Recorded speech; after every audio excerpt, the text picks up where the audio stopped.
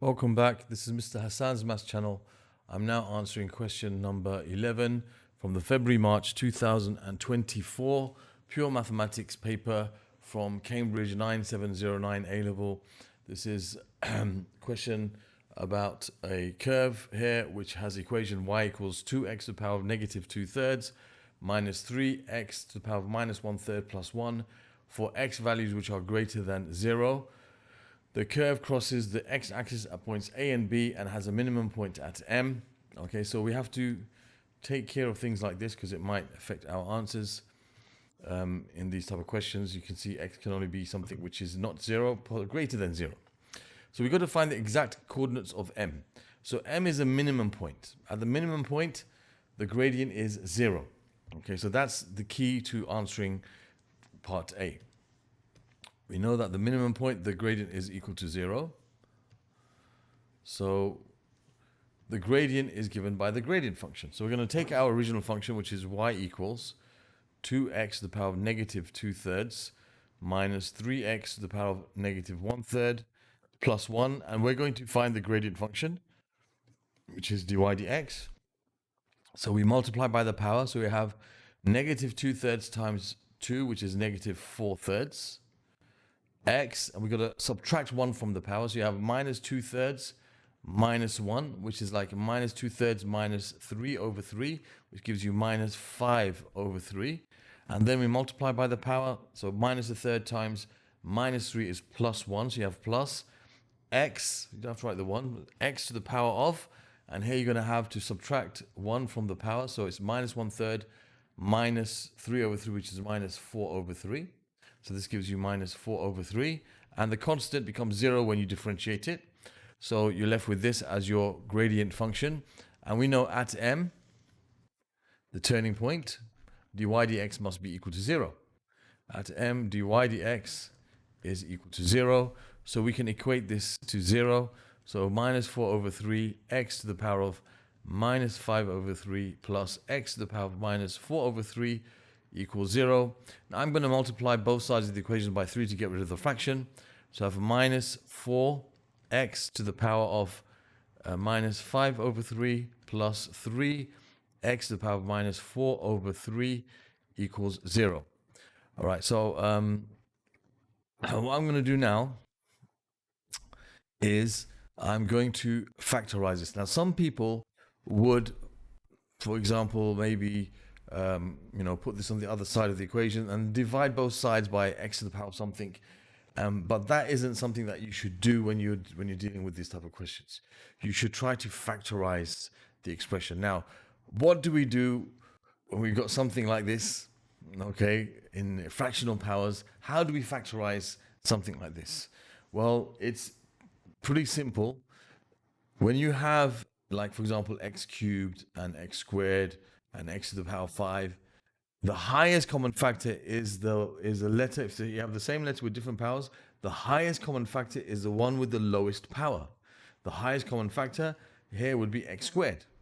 So the same applies with negative indices, fractional indices. The one that's the lowest value, okay, which is minus 5/3, which is less than minus 4/3, that's going to be the highest common factor. So from here, we're going to have x to the power of negative 5/3 as a common factor. Okay, that's going to be the common factor. And then what we're going to have here is we're going to write here minus 4. Minus 4 times that gives you minus 4, x to the power of minus 5/3. But here we're going to have 3 times. Then you got to think to yourself, I need to multiply x to the power of minus 5/3 by x to the power of something to give me x to the power of minus 4/3. Now, minus 5/3 becomes minus 4/3 if you add 1/3 to it. And remember, when you multiply numbers in index form, you add the powers. So if you have x to the power of minus 5/3 and you add 1/3 to it, that's going to give you minus 4/3. So this must be 3x to the power of 1/3. Okay, that will give you, when you multiply this with this, you'll have 3x to the power of negative 4/3 because you have to add the numerators. Okay, you have minus 5 plus 1, which is minus 4. So when you multiply two numbers in index form, you add the powers if the bases are the same. So that's how you could factorize, or you can factorize this. So here, this gives us two solutions.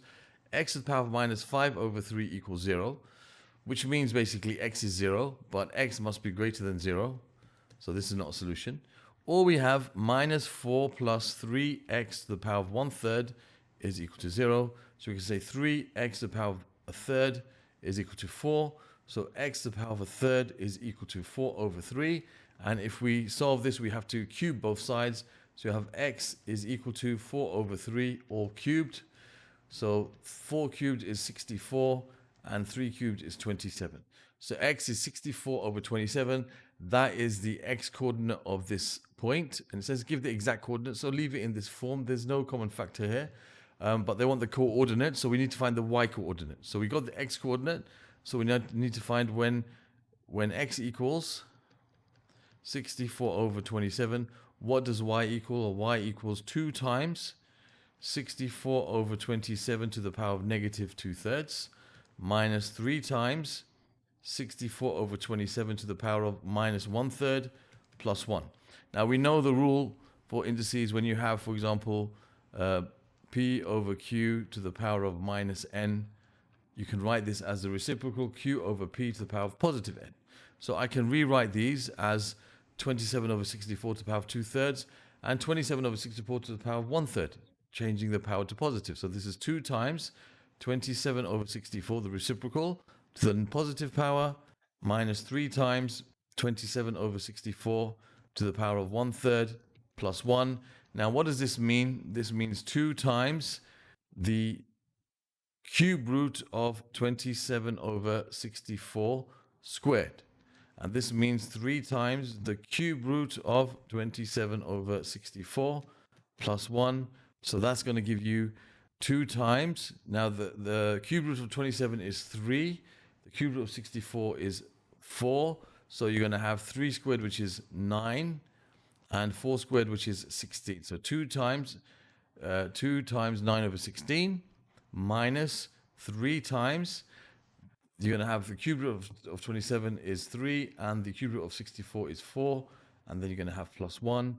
So what does that give us? That gives us, that cancels with that. So we're left with 9 over 8 minus 9 over, that's going to be 9 over 4, which is 18 over 8 plus 1. So that's going to be minus 9 over 8 plus 1. That's going to give you what? 1/8. That's going to give you minus 1/8. Minus 1/8, right? Because that's minus 9 over 8 plus 8 over 8 minus 1 over 8. So therefore, I've kind of run out of space, but we can say the coordinates of the point M are 64 over 27 and negative 1 over 8. Okay, and that looks like that's negative. It should be negative for the y and positive for the x. It looks like we're okay there. And there's the answer to the question. Okay, so you had to do a bit of manipulation here. It's a bit of a tough one. We have to understand a few things. And one of the things we have to understand is how to factorize these type of expressions. Okay, when you have negative and fractional indices. Okay, so you have to understand very well the the laws of indices. Very, very important for you to understand that to answer this question. Okay, and I'd advise you to watch a video which I'm going to put up at this time, which is about 9 minutes into this video. There will be a card showing here which will take you to a lesson all about indices and the laws of indices that would help you with this. Okay, so that's part A done. Now, part A is all about differentiation, and part B is all about integration. So part B, I'm going to save in a separate video. Okay, 11 part B. So this is completed for part A, and other questions from this particular paper, including 11 part B, will be found in the playlist that should appear in this region at the end of the video. Other questions dealing with differentiation, you'll find them in this playlist over here. I'll also put the playlist for P1 from Edexcel differentiation here, and P2 differentiation from Edexcel there. So you got more exposure to different types of questions. They all are very similar to what you get in Cambridge. So thank you for watching, and see you soon.